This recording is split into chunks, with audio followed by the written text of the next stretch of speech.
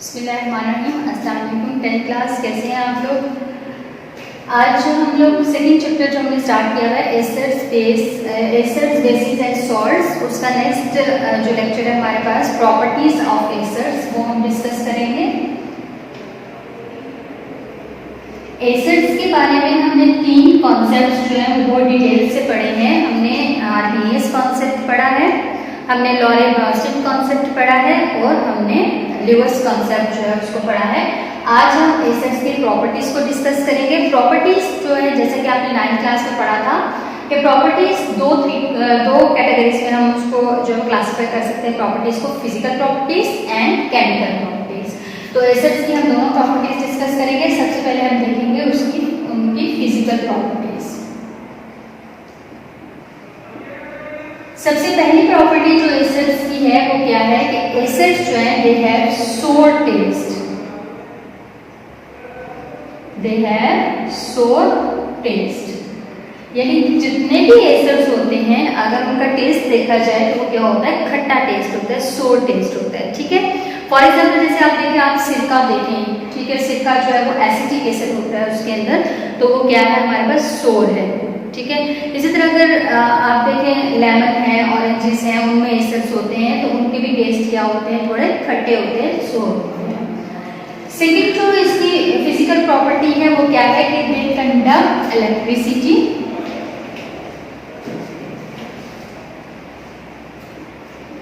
इन solution state. अब क्या है हमारे पास कि एस्टर्स जो हैं they can easily ionize in water।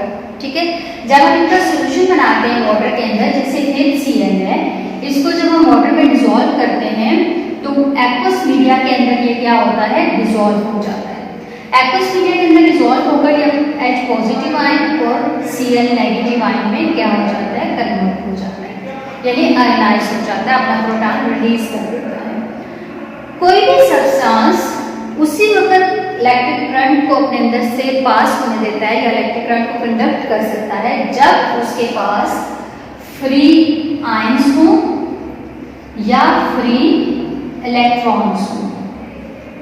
ठीक है, फ्री आयंस या फ्री इलेक्ट्रॉन्स हो तो फिर वो इलेक्ट्रिक करंट को क्या करेगा, कंडक्ट करेगा।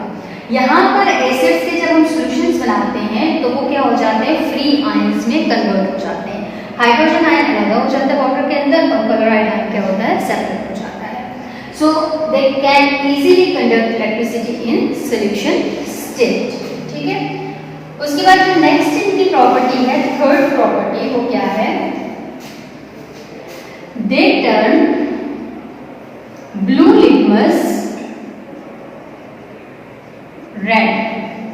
ठीक है, अब हमारे पास लिटमस जो है ये एक इंडिकेटर है और इंडिकेटर जो होता है it is a substance which is used to indicate acidity और बेसिसिटी ऑफ अ सब्सटेंस। ठीक है, यानी एसिड्स के अंदर इंडिकेटर का कलर और होता है और बेस के अंदर इंडिकेटर का कलर क्या होता है, और होता है। इसी तरह लिटमस भी हमारे पास एक इंडिकेटर है। लिटमस जो है ये 2 कलर्स का होता है, ब्लू लिटमस पेपर्स भी होते हैं और रेड लिटमस पेपर्स भी होते हैं। अगर आप रेड को एसिड के अंदर डालोगे, रेड लिटमस पेपर को, तो वो रेड ही रहेगा, लेकिन अगर आप ब्लू लिटमस पेपर को किसी भी एसिड के सॉल्यूशन में डालेंगे तो वो हमेशा क्या हो जाएगा, रेड हो जाएगा। इट मींस कि जिस भी सब्सटेंस के अंदर ब्लू लिटमस पेपर रेड में कन्वर्ट हो जाए वो नेचर में क्या होता है, एसिड होता है।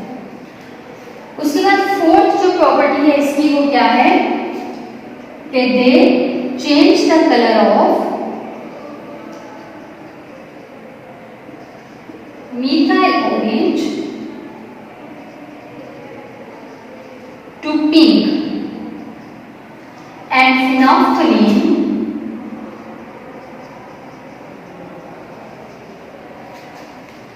does not change its color। अब क्या होता है कि अगर आप किसी एसिड के अंदर मिथाइल ऑरेंज को डालते हैं, मिथाइल ऑरेंज एक सॉल्यूशन की फॉर्म में इंडिकेटर है जिसका कलर येलोइश ऑरेंज होता है, अगर आप उस मिथाइल ऑरेंज को एसिड के सॉल्यूशन में डालेंगे तो वो किस कलर में चेंज हो जाएगा, पिंक कलर में चेंज हो जाएगा, जो इंडिकेट करेगा कि this solution is acidic solution. ठीक है, लेकिन फिनाफ्थलीन जो है ये कलरलेस इंडिकेटर होता है, इसका अपना कोई कलर नहीं होता।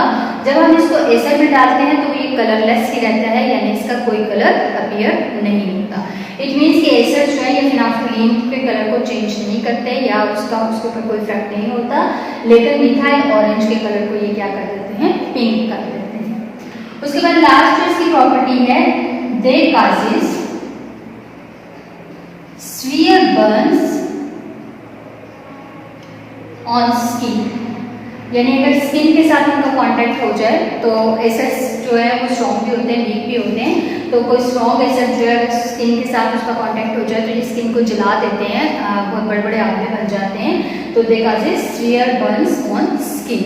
उसके बाद एसिड की पीएच जो है वो हमेशा क्या होती है, 7 से कम होती है, तो ये भी आप इसकी प्रॉपर्टी कंसीडर कर सकते हैं। नेक्स्ट हमारे पास है इसकी केमिकल प्रॉपर्टीज। अब जो केमिकल प्रॉपर्टीज हैं, these are the chemical reactions of acids, ठीक है। तो सबसे पहला रिएक्शन है एसिड का, reaction with metals.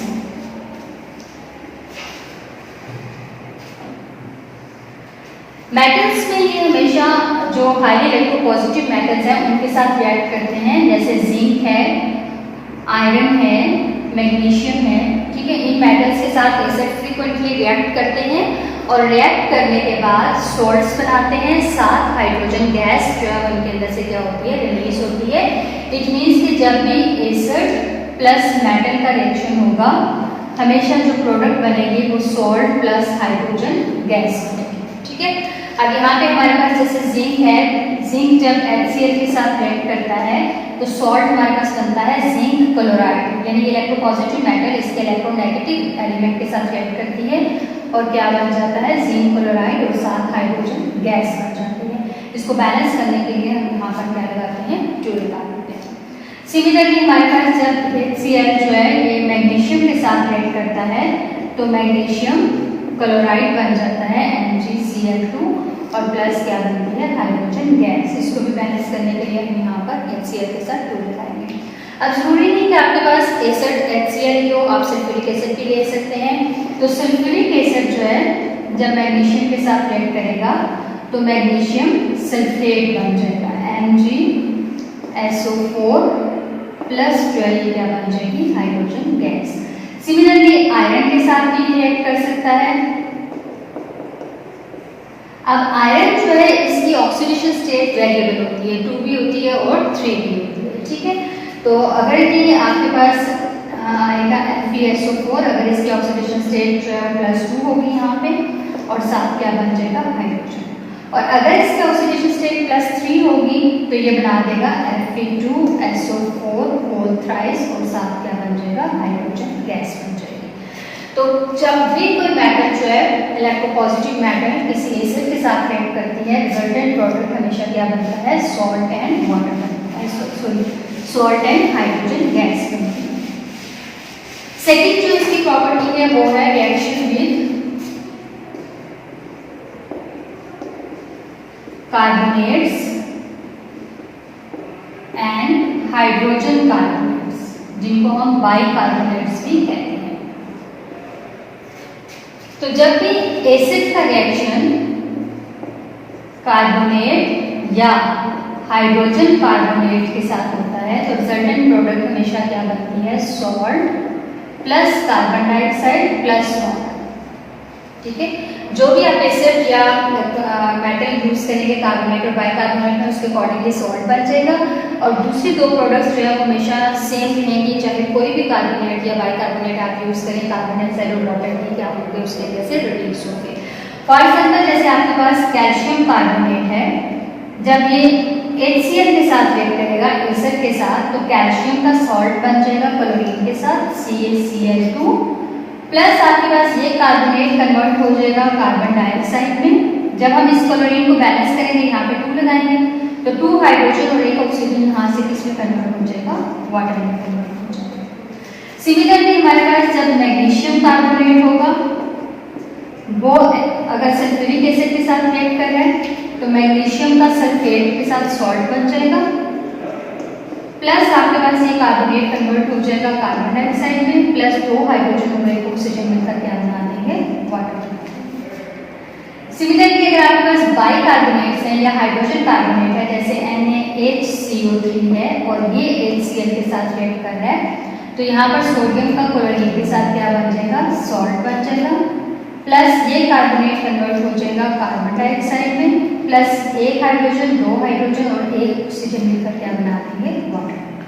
So whatever आप कार्बोनेट या हाइड्रोजन कार्बोनेट यूज करें किसी भी एसिड के साथ, resultant product is always salt, carbon dioxide and water. Last property है हमारे पास इसकी रिएक्शन विद वाटर।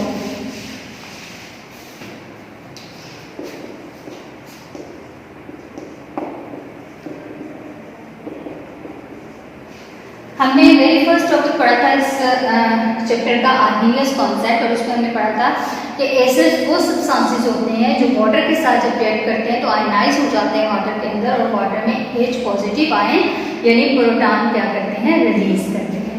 सो यहाँ पर भी क्या है कि कोई भी एसिड जब वाटर के साथ रिएक्ट करेगा तो ये रिवर्सिबल रिएक्शन होगा, और हाइड्रोजन आयन जो है ये वाटर को क्या करेगा, वाटर के अंदर रिलीज करेगा, और वाटर कन्वर्ट हो जाएगा हाइड्रोनियम आयन में H3O पॉजिटिव, और जो सेकंड रेडिकल है इसका वो क्या हो जाएगा, नेगेटिव रेडिकल के तौर पर फ्री हो जाएगा, क्लोराइड आयन।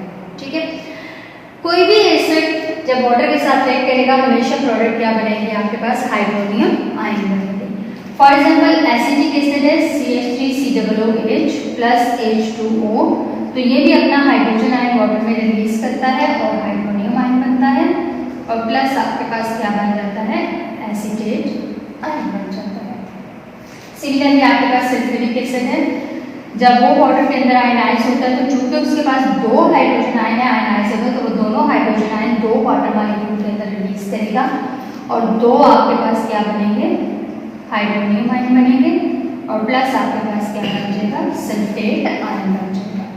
सो कोई भी एसिड जब जितना इजीली आयनाइज हो जाता है वाटर के अंदर, जितना इजीली अपना प्रोटॉन रिलीज कर देता है वाटर के अंदर, वो एसिड उतना ही स्ट्रॉन्ग एसिड होता है। ठीक है, कोई भी एसिड कंप्लीटली आयनाइज हो जाए और फर्स्टली आयनाइज हो जाए तो वो स्ट्रॉन्ग एसिड है, और एसिड्स अगर जो है वो पार्शियली आयनाइज हो यानी फुली आयनाइज ना हो, जैसे एसिटिक एसिड है, जैसे कार्बोनिक एसिड है H2CO3, तो ये भी क्या है आपके पास पार्शियली आयनाइज होता है, और HCO3 नेगेटिव और प्लस H3O पॉजिटिव बनता है, तो ये दो आपके पास क्या है, वीक एसिड्स हैं। ठीक है, जो पार्शियली आयनाइज हो रहे हैं वाटर के अंदर। तो यहाँ तक हमारा ऑलमोस्ट एसिड्स का टॉपिक जो है वो कंप्लीट हो चुका है। नेक्स्ट हमने बेसिस को डिस्कस करना है, तो इंशाल्लाह हम लाइव लेक्चर लेंगे नेक्स्ट वीक, और उसमें हम उसको डिस्कस करेंगे। टिल देन अल्लाह हाफिज़।